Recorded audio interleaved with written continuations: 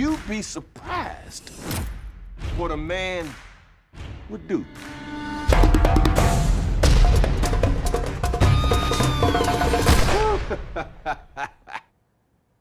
You're starting to see pictures, ain't you? Oh, you get your programs. Yeah, loved it. It's batshit crazy. Yeah. And it's like a stage play, but shot like Ben-Hur. Yeah, well said, yeah. It begs me to ask, although bloody beautiful, why 70 mil for Hateful Eight and not something like Django? I don't really think I thought about the idea of 70 in Django. I don't even know if I dared to think about that.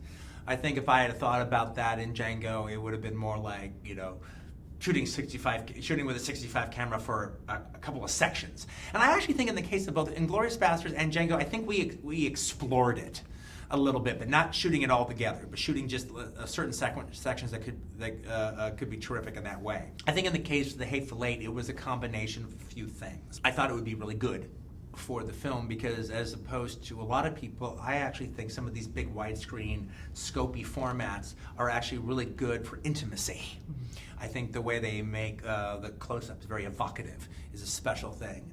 I think the idea of, especially how I think it makes it both intimate once you get inside of Minnie's haberdashery, but I think it's also important for the story play going on because in almost every shot of that movie, once you're inside the room, there's two plays going on at all times. There's the foreground play, and then there's the background play. And part of the idea is as you're watching it, you should be able to keep tabs on where everybody else is in the movie, just the way you can keep tabs on the pieces on a chessboard to some degree or another, unless I don't want you to. All right, and so I think that was also part of it. The other part of it was I didn't want it just to be shown in digital everywhere, and that is just the way it is. So I knew that if I shot it in 70, there would be a commitment by the producers to actually have it shown in 70 in some venues. And I think finally the third reason is the fact that both Django and Inglourious Basterds were really big hits. So they could afford my indulgence.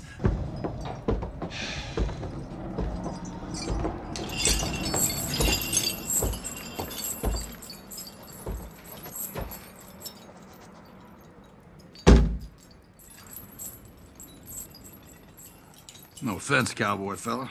Just getting your attention. Yeah, well, you got it. What you writing, friend?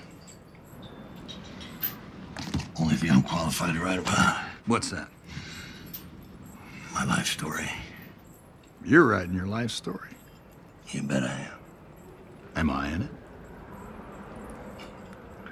You just entered.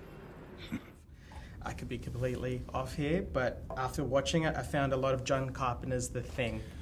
How much, if any, did that film influence Hateful Eight, and what other films inspired your film? Well, here's the thing. The Thing was an absolutely an influence on The Hateful Eight. But frankly, though, Reservoir Dogs was a big influence on The Hateful Eight, but the thing about it was The Thing was a big influence on Reservoir Dogs.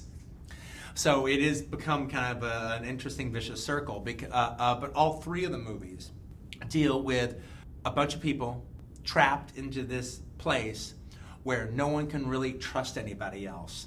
And the paranoia is hopefully bouncing off the walls so much that it has nowhere else to go but through the fourth wall and into the audience. Now, in the case of The Hateful Eight, I was able to compound it by adding so many different elements that are in The Thing, i.e. it takes place in the blistering snow and people literally can't leave or they will perish. And I have Kurt Russell, and I have Ennio Morricone doing a score that's very similar to The Thing. Not only that, I'm even using a couple of unused scored tracks from The Thing in the soundtrack. So yeah, I think you can definitely say the film definitely has a spiritual father in The Thing. I mean, even to the idea that as much as The Hateful Eight is a Western, there is a horror film quality to it, at least in the dread of violence that is kind of hanging over the air. I mean, look, I think you can definitely say something like Sergio Corbucci's El Grande Silencio is definitely an influence by both the snow and even the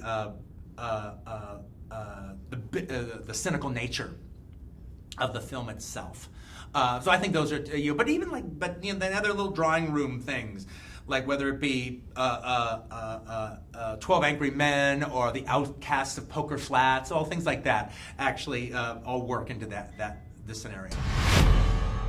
Oh, that's interesting. Yeah. Hold on! You think I'm in cahoots with that fella or her? That's my problem, boy. I don't know.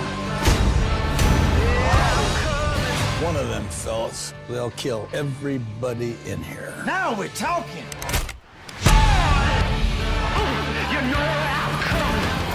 When you get to hell, tell him Daisy sent you. You gon' die now?